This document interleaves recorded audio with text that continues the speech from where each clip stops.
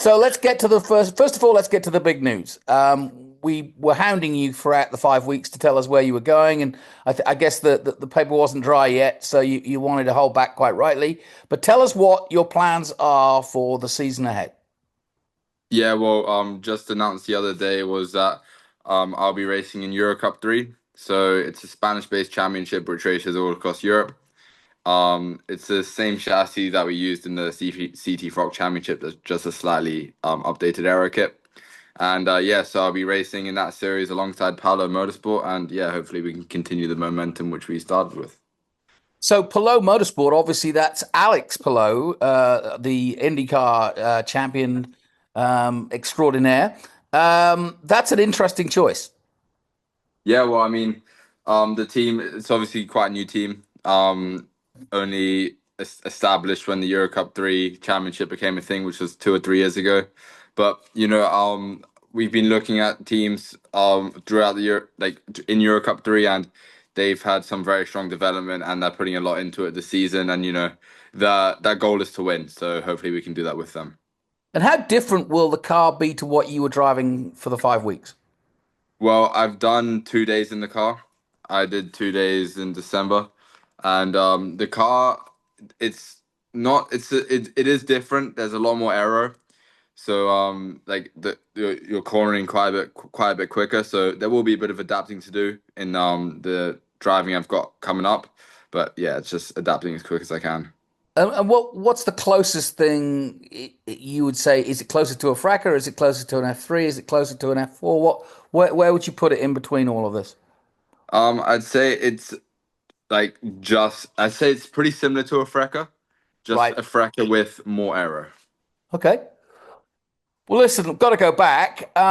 You're home. I'm home. I'm still pinching myself. Are you still pinching yourself on what you did in that 5 weeks, and frankly, how you made a name for yourself?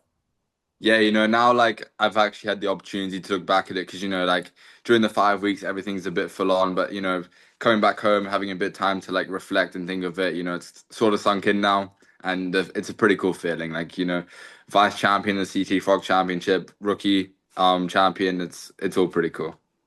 I was about to say what I think was impressive is that who knew you did some testing. I know at Topo before the championship began, so you knew a little bit about it. But to go pole and to win the first race was a real statement.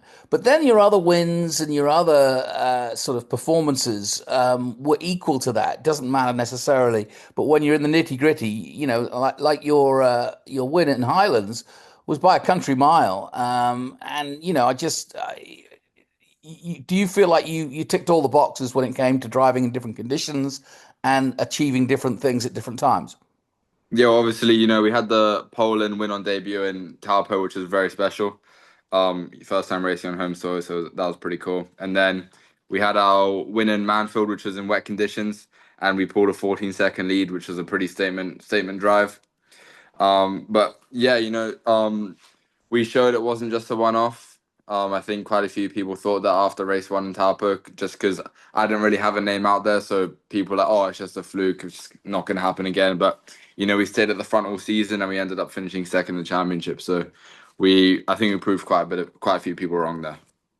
And in our last interview, I mean, I didn't want to put too fine a point on it, but you'd never raced in New Zealand, and to be honest, your record wasn't one of poles and wins and all the rest of it. You've done a lot of karting, you've done a lot of F4, but the success has really only come in the last 5 weeks. Yeah, well, we came from karting, didn't really do too much outside of the UAE when I did karting. Stayed mostly based in Dubai. And then we made a move to the British F4 season where, you know, we showed pace at times, but we just never really came together for me. But obviously, like we were still learning throughout that whole year, and clearly the learning's paid off, and we've had a strong start to 2025, so we're going to hope to keep that going. So, like, let's just explain. Your championship starts in April, so you're doing a winter series, right? Yeah, so I'm doing the last two rounds of the Euro Cup 3 Winter Series. So that starts this weekend coming up in Portimao, and then there's another one at the end of March in Motorland before the season kicks off. Well, Zach, we got to know you over the 5 weeks, but this has all come fast and furious at you. What do since you've got back and since you've had a week to think about it, what are the goals now? I mean, have you changed your thought process on where you stand, given that you were going toe to toe with a guy who's now qualified for Formula One? Yeah, in motor racing, you always have to see what opportunities come along, what calls get made. So, let's see what happens with all of that. But the plan is definitely to go back to New Zealand for next year and try go one better from this year. That's definitely the plan, and then just see how the rest of this year plays out. And you never really know what can happen. And will you continue with Tony Quinn and so on in terms of potential sponsors? Or how will you go about paying for the journey, so to speak? Yeah, well, I'll continue as being a Tony Quinn Foundation ambassador through my European journey, and hopefully beyond 2025. Okay. And like you said, come back and do New Zealand again and see if you can win it. Yeah. Yeah, exactly. That's the plan. What about, I mean, Alex Palou now obviously is an interesting character because obviously he's got tentacles over here, very much so, as well as in Europe. Is that part of the plan potentially that you could use that to leapfrog over to the States and sort of follow in the footsteps of people people like Skeets and so on and so forth have also done Toyota? Yeah, well, again, there's a lot of opportunity in the US, and we have obviously looked at it. It is quite an attractive option for the future, but again, you need to see what happens, what opportunities come along, what calls you get, because in motor racing, you never really know. Something can change day to day. So, but the US is definitely quite an attractive option. All right, and let's just put sort of sponsorship money, performance aside. Where in your heart of hearts, what direction would you like to be going in if this trajectory continues, where you're really at the top of your game, and who knows where the future holds, but where would you like to be? Well, I would love to be, there's probably three key places I would like to be. One of them's obviously F1.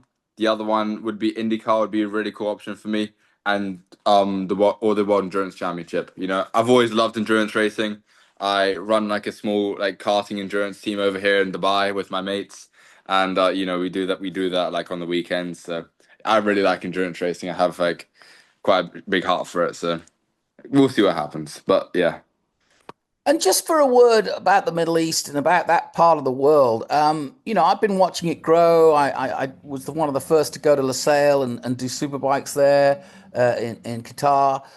So I've watched like you have, but you've been much closer to it. And in many ways, I know there's been some great success stories out of the Middle East in terms of the FR and F4 championship.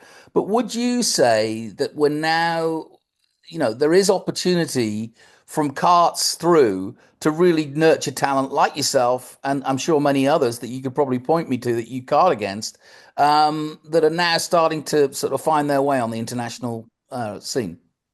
Yeah, well, the UAE and the Middle East has obviously grown a lot in the past few days in terms of motor racing. The grids are a lot bigger, the grids are a lot stronger. You see that in F4 UAE, in Formula Regional Middle East, and even the karting grids now in the UAE. We have huge karting grids. There were like 50 plus drivers in some categories, so it's really taken off over here. And I'm having like mates who are like getting into the international scene. Just because there's now as the UAE is growing, there's a lot more opportunity here, and yeah, so people are taking advantage of it. And just explain why you didn't race in the Middle East when you could have done in the same period. I'm sure many of the fans who are just getting to know you would be interested to know, how that decision came to be. Yeah, well, we had obviously there was an obviously we had the option of either Formula Regional Middle East or the Ctfroc Championship in New Zealand, but we never really looked at Formula Regional Middle East. We got the opportunity to go to Ctfroc, and it was like we took that straight away. And looking back at it, like I wouldn't change my mind.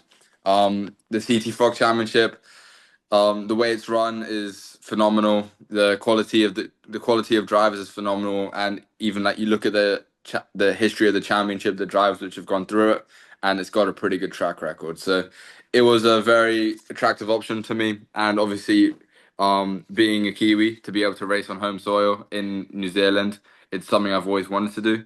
I've just never got the opportunity, so the opportunity came along, and we took it straight away.